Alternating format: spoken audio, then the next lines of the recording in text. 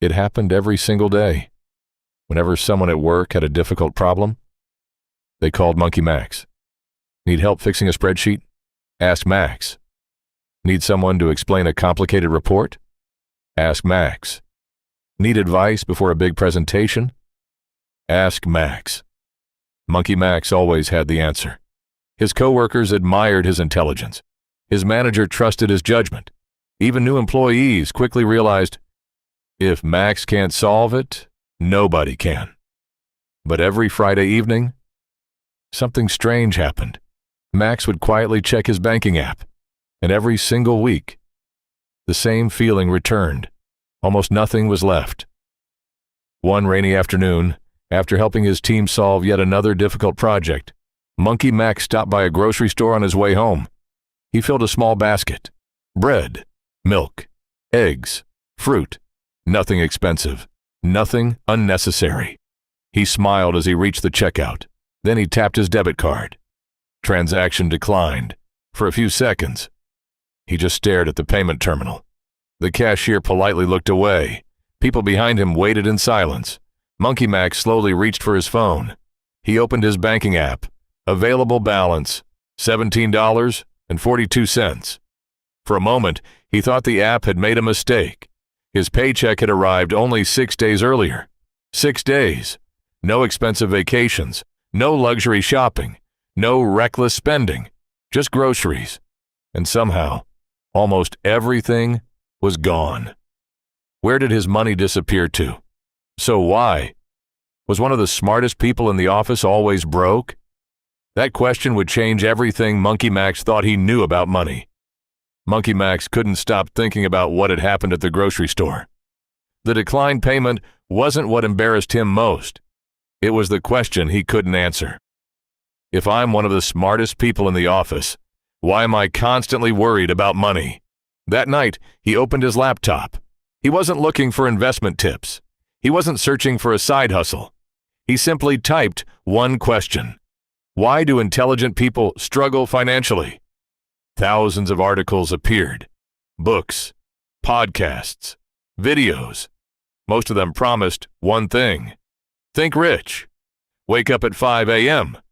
Become a millionaire in 12 months. Monkey Max closed them almost immediately. None of them answered the question. Then he found something different. A simple sentence. One sentence that made him pause. Being intelligent is not the same as being financially intelligent. He leaned back in his chair. For the first time, he wondered if he'd been solving the wrong problem his entire life. Monkey Max thought back to school. He remembered learning algebra, history, geography, science. He remembered late nights studying for exams. He remembered being praised for getting good grades. But he couldn't remember a single lesson about how credit cards really work, how compound interest quietly changes wealth, why investing beats saving over long periods, or why people with similar salaries often end up living completely different financial lives. Nobody had taught him that. Yet somehow, society expected him to already know it.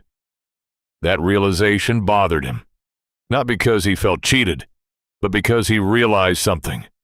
For years, he had confused education with financial education, and they weren't the same thing.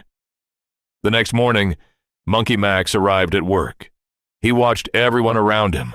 Some coworkers earned almost exactly what he earned, yet their financial lives looked completely different.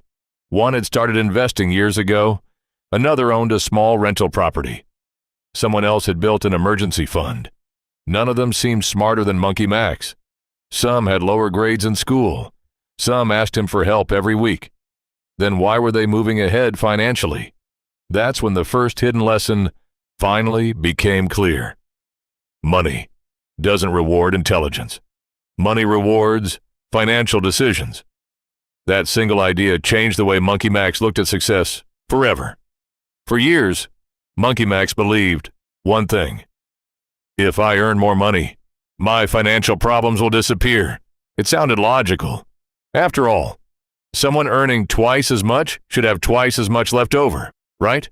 But something didn't add up. One evening, Monkey Max met two old friends for dinner. All three earned different salaries. As the conversation drifted toward money, something unexpected happened. Three friends, three different salaries, three completely different financial lives. The friend with the smallest salary talked about investing every month. The second had already built a 6-month emergency fund. The highest earner, he admitted he was drowning in debt. A luxury apartment, a new SUV, designer clothes. 3 credit cards nearly maxed out. Despite earning the most, he had the least financial freedom. Monkey Max walked home that night with one thought repeating in his mind. A bigger paycheck doesn't create wealth. Better financial decisions do. The following weekend, Monkey Max noticed something strange. Every time someone received a raise, their lifestyle quietly changed. A better apartment, a newer car, more subscriptions, more spending, more pressure. None of these purchases felt outrageous on their own, but together, they quietly consumed every extra dollar that came in. The raise felt exciting. Until a few months later, when life felt just as expensive as before, Monkey Max realized something uncomfortable. Many people don't stay poor because they earn too little. They stay stuck because every increase in income is followed by an increase in spending. Every raise moved the finish line further away. That night, Monkey Max opened his banking app again, not to check his balance, to study his habits. He noticed a pattern. Every paycheck arrived and immediately belonged to someone else. Bills, shopping, entertainment, subscriptions, everything got paid, except his future. He had never paid himself first. Every paycheck belonged to everyone else before it belonged to him. For years, he believed saving whatever was left at the end of the month was enough. The problem was, there was never anything left. The following Monday, Monkey Max arrived at work earlier than usual. As he walked through the office, he noticed something strange. The hardest workers arrived first, left last, and somehow still worried about money. Monkey Max couldn't understand it. Shouldn't hard work eventually solve the problem? Yet many of them still complained about money. At first, it didn't make sense. Shouldn't the hardest workers become the richest? Then Monkey Max remembered something he had read the night before. Income is created by the value you produce. Wealth is created by what you keep and grow. For years, he had focused on producing more. He had almost never focused on growing what he already earned. That realization hit him harder than any bank fee ever had. That night, Monkey Max decided to try something different. He grabbed a blank sheet of paper. At the top, he wrote one word: paycheck. Then he drew a single line. Almost immediately, that line split into 5 more: rent, groceries, transportation, subscriptions, utilities. Before he had even touched his money, almost all of it already had somewhere to go. Then he imagined one more line: savings. There was almost nothing left. Monkey Max stared at the page. For years, he thought money disappeared because he wasn't earning enough. Now he saw something completely different. His paycheck wasn't disappearing. It already had too many jobs before it even arrived. That realization changed everything. Monkey Max looked at his calendar. Every hour he owned had already been traded for a paycheck. 8 hours at work, 2 hours commuting, a few hours of sleep. The rest disappeared into errands and responsibilities. His paycheck depended entirely on one thing: his time. If he stopped working, the money stopped too. That wasn't freedom. It was dependence. For the first time, Monkey Max understood why wealthy people talk so much about assets. An asset could keep producing value, even while you slept. A paycheck couldn't. That evening, Monkey Max met an older neighbor who had retired years earlier. Curious, Max asked him a simple question: "Did you always earn a high salary?" The man smiled. "No. I just stopped spending every raise before I invested it. Monkey Max expected some complicated investment strategy. Instead, the man explained something surprisingly simple. Every month, before paying anyone else, he paid for his future first. Sometimes it was only a small amount, but he never skipped it. Year after year, those small decisions quietly became something much bigger. Monkey Max walked home thinking about that conversation. Wealth isn't built in one brilliant moment. It's built through ordinary decisions repeated for years. For years, Monkey Max believed the answer was learning more. Another book, another certificate, another promotion. Knowledge helped him earn a better salary, but it wasn't automatically helping him build wealth. He finally saw the difference. Being smart helps you solve problems. Being financially smart helps you avoid creating new ones. Those aren't the same skill, and confusing them had quietly cost him years. Monkey Max didn't become rich the next morning. Nothing dramatic happened. He didn't discover a secret investment. He didn't win the lottery, and he certainly didn't double his salary overnight.